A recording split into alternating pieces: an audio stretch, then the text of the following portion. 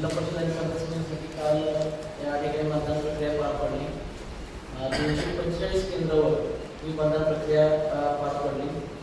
याच्यामध्ये आपल्याकडे जे मतदार होते ते पुरुष 90,935, स्त्रिया 92,738 होते आणि त्यापैकी टोटल एकूण 1,83,673 होते.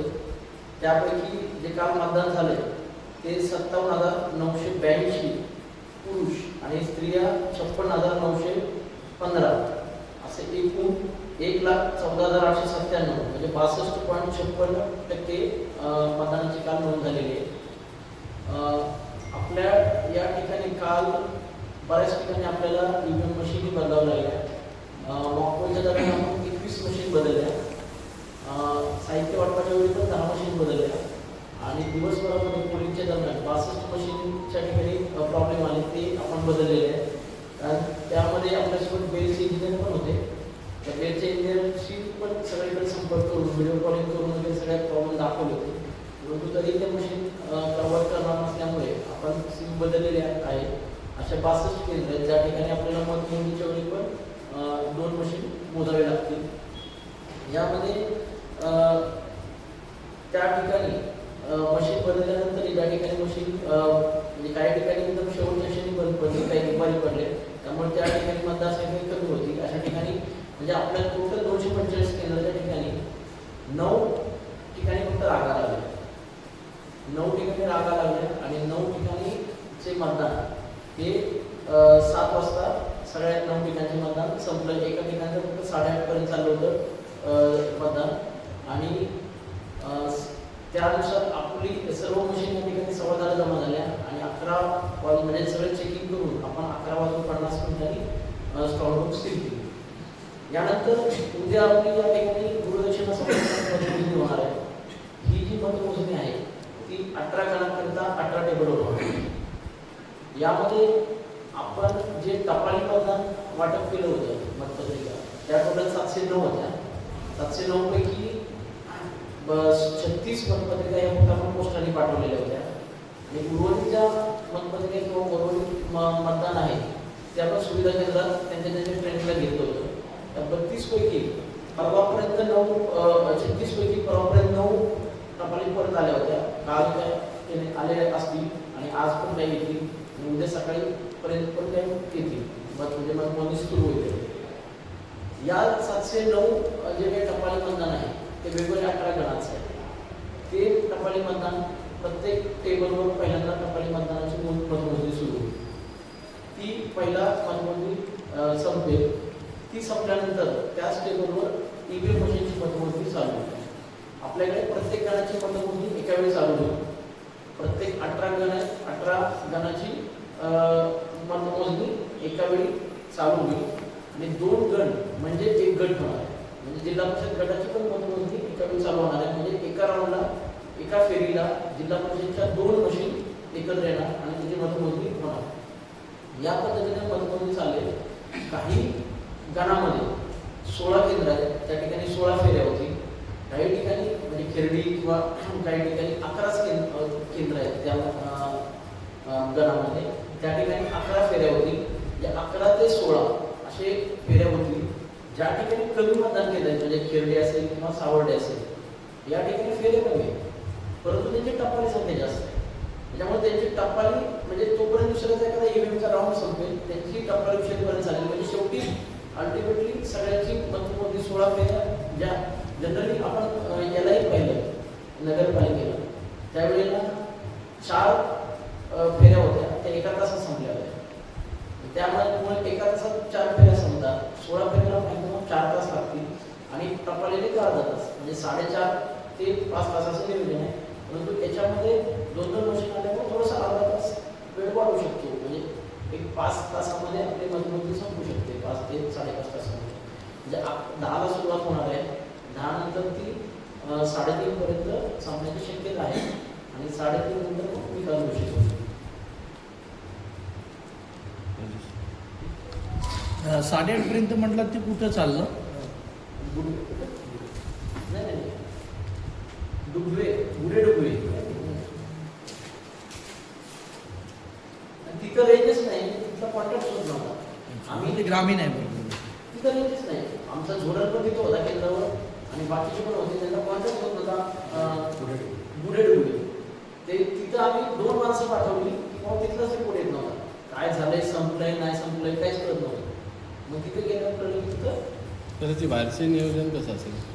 कुठलं व्हायचं मतमोजणी पक्षाच्या बाहेरचं नियोजन राजकीय लोकांना, राजकीय आपण ते पक्षवाईज ठेवतो ना, अमुक देशाला ते कसं. कोण कुठे उभा राहणार? त्याच्यामध्ये आपण गुरुदक्षिणामध्ये उमेदवार आणि त्याचे मतमोजणी प्रतिनिधी यांना प्रवेश देणार आहे. म्हणजे एका गणाचे समजा 4 जिल्हा परिषदेचे आहेत, समजा जिल्हा परिषद गटाचे 4 उमेदवार आहेत, तर त्यांना 2 प्रतिनिधी नेमता येतील.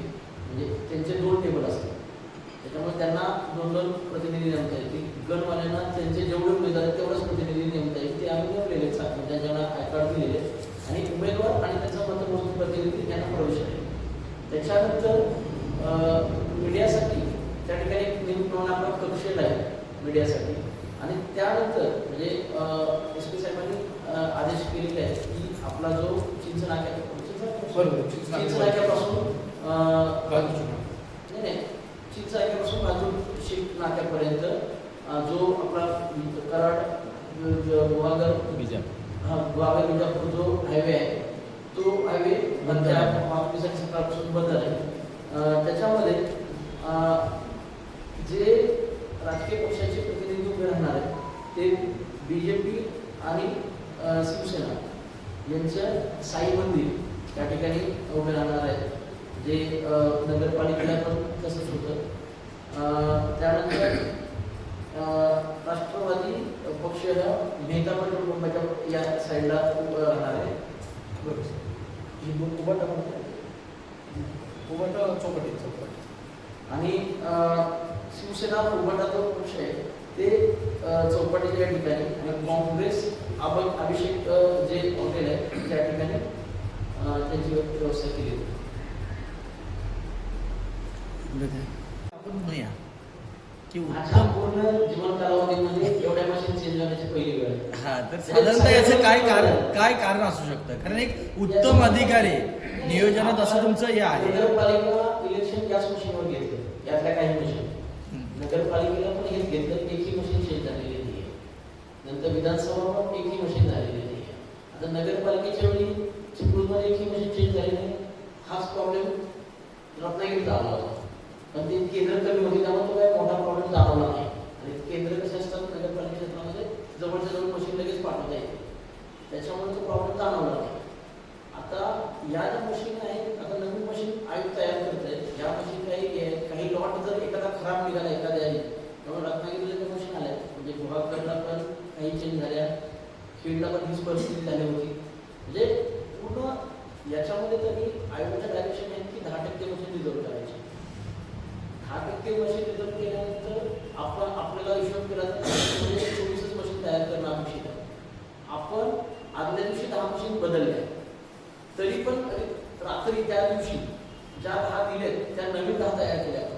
म्हणजे पुन्हा 38 झोनला 38 मशीन दिल्या. ॲक्च्युली 24च करायला तरी आपण 38 तयार केल्या आणि एका झोनकडे एक म्हणजे एका गणामध्ये 2 किंवा 3 मशीन आपण दिल्या होत्या. काय झालं, काही गणामध्ये मशीन चेंज नाही, म्हणजे कुत्रेमध्ये एकही मशीन चेंज झाली नाही. नंतर आणखी एक गण आहे त्याच्यामध्ये एकही मशीन चेंज झाली नाही, परंतु त्या गणाची मशीन मी दुसरीकडे वापरू शकत नाही, कारण की त्याला जी मतपत्रिका लावलेली आहे ती त्या जिल्हा परिषद गटाची आणि त्या जिल्हा पंचायत गटाची. म्हणजे एकाच गणाची मतपत्रिका एक्सचेंज इकडे तिकडे वापरू शकतो. विधानसभा लोकसभेत तसं नसतं. विधानसभा कुठलीही मशीन कुठेही वापरून चालू शकतो आणि त्याच्यामुळं तो एक प्रॉब्लेम होता. आणि खूप काही वेळ काय झालं, त्याच गणातल्या 3 मशीन बंद पडल्या की तिथे 2च अवेलेबल होतं, तिसरी आपल्याला तयार करून द्यावी, त्याच्यामुळे तो वेळ नाही. साधारणतः हे कशामुळे झालं असेल असं आम्ही नाही. या मशीनला काही जुन्या झालेल्या आहेत, काही म्हणजे प्रॉब्लेम्स आहेत. आता ज्या मशीन जास्त काळ जर वापरल्या गेल्या नाही, आता कसं सगळीकडे इलेक्शन चाललेलं आहे, मग काही न वापरलेल्या मशीन पण आपल्याला वापरायची वेळ आली ज्या रेग्युलर वापरत आहेत. आता जसं रायगडला महापालिकेला वापरल्या त्या मशीन त्या आल्या, त्याच्यामुळे त्या जस्ट वापरल्यामुळे त्या चांगल्या होत्या, ते चांगल्या होत्या. म्हणजे तो मशीनचा स्टॉक कुठून येतोय, कधीचा आहे, किती दिवसापूर्वीचा आहे, याच्यावर त्या बरंच अवलंबून आहे. आता सर मतदार जो आहे तो या मशीनच्या ह्याच्यामुळे नाराज झाला त्या दरम्यान, आणि मतदार पण बराचसा निघून परतावा झाला मतदारांचा. तर याच्याबाबत काय या जेव्हा या तक्रारी यायला लागल्या जात्या गटातून, आपण तिथल्या पॉलिटिकल पार्टीज असतील किंवा उमेदवार असतील यांना सांगितलं की 4च्या पुढे सगळ्यांना बोलवा, 4 पर्यंत जे येतील त्यांचं मतदान घेऊ आणि त्या ठिकाणी आपण उशिरापर्यंत घेऊ. आणि त्यामुळं त्यांचं सगळं कोऑर्डिनेशन तिथे दोन किंवा आमच्या सगळ्या टीमच्या मार्फत कोऑर्डिनेशन करून आपण त्या पद्धतीने हे केलं की मतदान तसंही मतदान दुपारच्या काळात येतच नाही आहे. जे सकाळचं आणि ज्या काही कामानिमित्त जाणार होतं त्यांना सांगितलं 5 वाजता या, म्हणजे कुणाला नाव जायचं आहे त्या पद्धतीने आपण प्रत्येक ग्रुपशी त्या पद्धतीने कॉन्टॅक्ट केले. त्यासाठी आमच्याकडे एक हेल्पडेस्क बसवलं होता की जिथं 18 टीम काम करत होत्या. त्या माध्यमातून आपण सगळ्या टीम आणि सगळ्या झोनल सगळ्या केंद्राची आपल्या इथं 36 लोक बसवली होती फोनवर कॉन्टॅक्टला. त्याच्यामुळे आपल्या आकडेवारी पण फास्ट येत होती आणि याच्यामुळे कुठलाही परिणाम होऊ दिला नाही. कारण की जिल्ह्यामध्ये म्हणजे सगळ्यात जास्त आपलं मतदान 62.56, कारण की त्याच्या मागे 2 नंबरला रत्नागिरी आहे जे 58% आहे. म्हणजे म्हणजे आपली जी टक्केवारी ती 62.60, त्याच्यामुळे जे काही आपण म्हणतो की त्याच्यामुळे पण नाही. आपण त्याच्यासाठी प्रत्येक उमेदवार आणि प्रत्येक राजकीय उमेदवारांचे पण याच्यावर आपण पोस्ट टाकल्या, त्यांना फोन केले, काही जे तालुक्यातले त्यांचे लिडर्स आहेत सर्वांना फोन करून आपण त्या पद्धतीने नियोजन केलं. आणि मग 12:30 नंतर 12:30 पर्यंत हे प्रॉब्लेम झाले बऱ्याच ठिकाणी. 12:30 नंतर हे प्रॉब्लेम सगळे तुम्हाला जे माहिती 12:30 नंतर हा इश्यू कुठंच झाला नाही, कारण की आम्ही एक्स्ट्रा रिझर्व दिल्या जर कुठं तो प्रॉब्लेम आला तर, आणि त्याच्यानंतर कोणताच प्रॉब्लेम आला नाही. पण एकंदरीत परिस्थिती जी झाली तयार, आता तुम्ही म्हणता की तुमच्या या सगळ्या कारकिर्दीत पहिल्यांदा इतक्या मशीन बनवल्या, तर त्याचा जो निगेटिव्ह हा आहे, आता राजकारण्यांचं किती ऐकतात हे तुम्हाला माहिती आहे. म्हणजे आजचा मतदार हा राजकारण्यांचं किती ऐकतो हे आपल्याला सगळ्यांना माहिती आहे. तर ह्या सगळ्या भानगडीमध्ये थोडं मतदान घसरलं हे नाकारता येणार नाही. म्हणजे आणखी हे सगळं एकंदरीत सुरुवातीचं आपण हे बघितलं तर ते 70, 72, 75% पण गेलं असतं. पण नंतर मतदारांनीच एकामेकाला सांगितलं की नाही रे ते मशीन बंद आहेत, जाऊ नको, वेळ जातो. कारण काय काय ठिकाणी 3-3 वेळा मशीन बंद पडल्या. याच्यामध्ये हा संबंध आहे. म्हणजे तुम्ही सगळं पाहताय की नगरपालिकेच्या वेळी एवढा आपल्याकडे संघर्ष होता किंवा एवढी चुरस होती. मला वैयक्तिक सुद्धा वाटलं होतं की आपल्या चिपळूणचं नगरपालिका सगळ्या जिल्ह्यात चुरसची आहे. त्यावेळी विधानसभेला 70% मतदान झालं होतं चिपळूण AC मध्ये. मला अशा अपेक्षा होती की विधानसभेपेक्षा ही इलेक्शन जास्त चुरशीचे वैयक्तिक आहे, खालच्या स्थानिक लेवलवर ही मतदान 80% जाईल हे मी नगरपालिकेला एक्सपेक्ट केलं होतं. नगरपालिकेची टक्केवारी एवढी चुरस असताना सुद्धा 65% होती. त्याला कारण साहेब काय आलं ते पैसे फिरला ना 65% तेव्हा झालं. आणि हे म्हणजे जे त्याला पण जे मतदान झालं होतं काय म्हणतो की विधानसभेला ते पण नगरपालिकेत जास्त होतं आणि ग्रामीण भागात कमी होतं.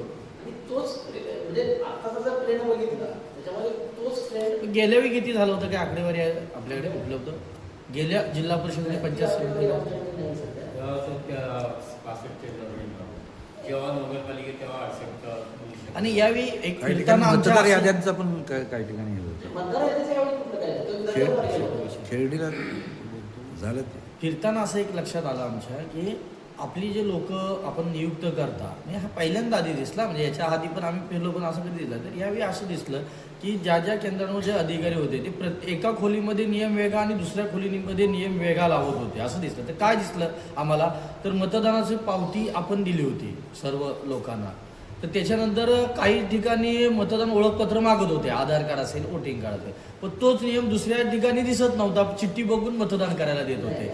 त्याच्यामुळे लोक नाराज होत होते, ते वाद घालत होते त्यांच्याशी. असं ते वैयक्तिक एखाद्या सापेक्ष एखाद्या वर्गात झाला असेल. कारण की 245 टीमला एकच सूचना आहे, आमची PPT आहे त्याच्यात एकच गाईडलाईन आहे. 12 जे पुरावे आहेत ते 12 पुरावे जे दिलेले आहेत त्या पुराव्याची ओरिजिनल डॉक्युमेंट कापसायची.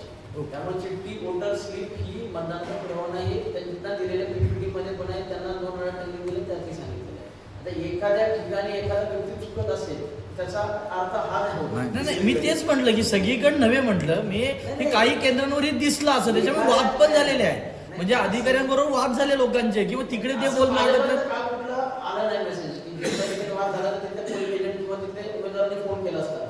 याच्याबाबतचा कुठलाच आमच्याकडे हे आहे. आपण स्वतः मिरजोई मधलं माहिती घ्यावी की बाबा नाही म्हणजे तुमच्यापर्यंत आलं नाही म्हणून आलं नाही. म्हणून सांगतो की मिरजोईमध्ये 3 वेळा असा वाद झाला आणि सांगितलं लोक झालं का असं तर आपण हे करावं मग असं का झालं असेल साधारणतः म्हणजे सगळ्यांना नियम जर तुम्ही सांगितले होत्या सूचना की बाबा बघितलंच पाहिजे तर मग त्यांनी सगळ्यांना सारखं ठेवलं काय पाहिजे. होतं की एखाद्या ठिकाणी मशिनी झाल्यानंतर आधीच अधिकारी थोडंसं हे झालं असेल एखाद्या केसमध्ये त्यांनी बघितलं असेल परंतु असं सूचना आमच्या क्लिअरली नाही साहेब काय आहे, काही ठिकाणी म्हणजे कसं हे सांगतात तसं तुमच्यापर्यंत आले नाही विषय पण खेळडीला पण असा खरेडीचं काय झालं एक असा विषय झाला. बघा एक गोष्ट होती जी आता तुम्ही पाहिलं असेल विधानसभेला की नगरपालिकेचे मतदान हे खेडीमध्ये रात्री 8-9 पर्यंत चालू होतं किंवा पेढ्यामध्ये चाललं होतं मुंडे तर्फेची पूर्ण चाललं होतं त्याच गोष्टीच्या आधारे आपण नगरपालिकेला जी 40 केंद्र होती विधानसभेची ती वाढवून 48 केली.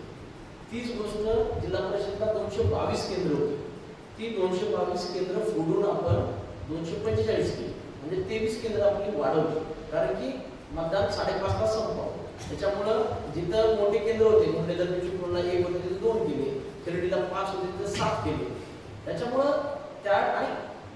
त्या ठिकाणी आमच्या ज्या वोटर स्लिप आहे आणि ह्या याद्या तयार झाल्या आहेत ऑक्टोबरमध्येच तयार झाल्या या याद्या जिल्हा परिषद ऑक्टोबरमध्ये झाल्या सगळ्या राजकीय पक्षाला आपण त्याच्या प्रती दिलेल्या त्यामुळे उमेदवारांना त्या प्रती होत्या प्लस आमचं 97% वोटर स्लिप्स म्हणजे 3% म्हणजे मयत असतील किंवा हे दुबार असतील किंवा सापडले नाही त्यावेळी अशामुळे 3% राहिले 97% वाटप झाला त्याच्यामुळं तो विषय जो आहे तो जसा काही वेळा नगरपालिकेला प्रभाग पडल्यावर तो विषय झाला की ते लोकांना माहित नव्हतं कुठल्या प्रभागात असा विषय स्थानिक लेवलला झाला आणि काही लोक जे खेळडीचे होते त्यांना पण आयडिया दिली की कशा पद्धतीने तुम्ही शोधायचं. माझा विषय अर्ध्याच राहिला की जसं जे ओळखपत्राचे जे 12 पुरावे आहेत की नाही तर एका ठिकाणी असं झालं खेडी एका याच्यावर मतदान केंद्रावर की जुना बँकेचं पासबुक असताना फोटोसहित पासबुक असताना त्याला मतदानाचा अधिकार नाकारला जात होता उमेदवार तिथे पोचले आणि उमेदवारांनी मग पटवून तिथं म्हणजे पटवून दिलं तेव्हा बोलावण्यात आलं. त्याच्यामध्ये पासबुक पण आहे 12च्या हां. बँकेमध्ये पण जनरली काय होतं प्रत्येक जण आधार कार्ड दाखवतो किंवा मतदान कार्ड दाखवतो किंवा ड्रायव्हिंग लायसन्स दाखवतो आपल्याला पण माहित झालेलं असतं की त्याच्या व्यतिरिक्त भरपूर 12 पुरावे आहेत ते 12 पुरावे आपण लक्षात जात नाही पण ते चेक झाला का माणूस जरा हे होत पण ते मतदान केंद्राध्यक्षांना हे 12 पुरावे काय आहेत आहे ना नाही मग त्या यांनी तो नाकारला पाहिजे नाकारायला नको हवं होतं. एका मतदान केंद्रात अपंगाला 4 वेळा फेऱ्या मारायला लावल्या मग का प्रॉब्लेम फक्त एक होता की त्याच्याकडे काहीच नव्हतं हे पासबुक होतं पण ते म्हणत होते की पासबुकच्या याच्यावर शिक्का पाहिजे त्या पतसंस्थेचा बरोबर आहे कारण की पासबुकचा फोटो कोणी चेंज करेल कुठल्याही आयकडवर तुमच्या शिक्का हवा हे तिथं मी लावेल लगेच बाहेर गेल्यावर नाही शिक्का हवा हे साहेब बरोबर आहे हे काय मी नाकारत नाही बरोबर जी खात्री होण्याच्या पण 4 नंतर 4 फेऱ्या मारून 4 वाजल्यानंतर त्याला त्याच याच्यावर करायला दिलं मग काय झालं असं मग का बदललं असं पण आहे नाही त्याला सर्टिफिकेट वगैरे काही आणलं असेल डिसेबिलिटी सर्टिफिकेट असतं किंवा फोटो असतो त्याच्यात ते 12 पुरावे ते पण आहे ना आणि पासबुक पर्यंत येईपर्यंत माणसाला आधार बेसिक या 2-3 गोष्टी असतात आधार लायसन आहे वोटर कार्ड समजा असेल नसेल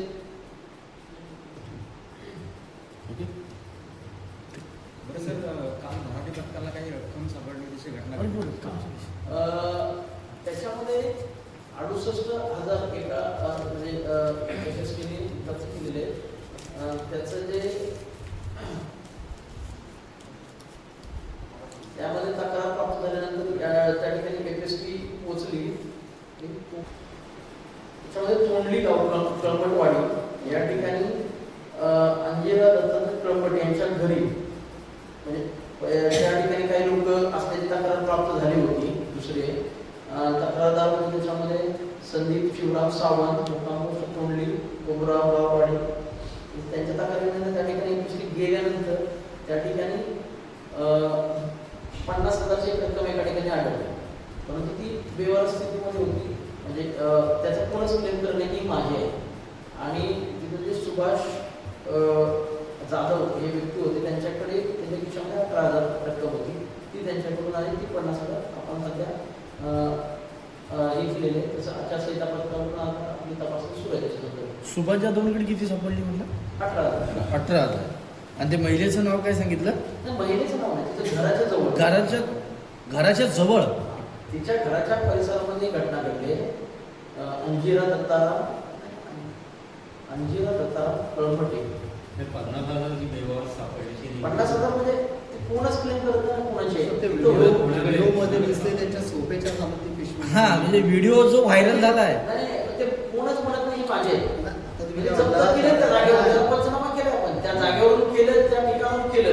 परंतु आता त्या व्यक्तीच्या खिशामध्ये ते 18,000 त्याचे आहे त्याने क्लेम केले, म्हणजे तो म्हटलाय मागे. परंतु आता समजा इतर रक्कम पडली, आपल्या त्याच्यापैकी कोणच ते क्लेम करायचं तयार नाही की तो 50,000 जवळ भेटली की घरामध्ये भेटली असं म्हणा. नाही, त्याची मला डिटेल या त्या सगळ्या व्हिडिओमध्ये क्लिअर कारण का छापताना ना चुकीचं. मी वाचलेलं नाहीये. पण आता ह्याच्यात चौकशी सुरू आहे असं म्हणायचं. हा, सुरू आहे ना. आम्ही अजून कुठे असा प्रकार झाला? हा एक सोडला तर एकच आहे.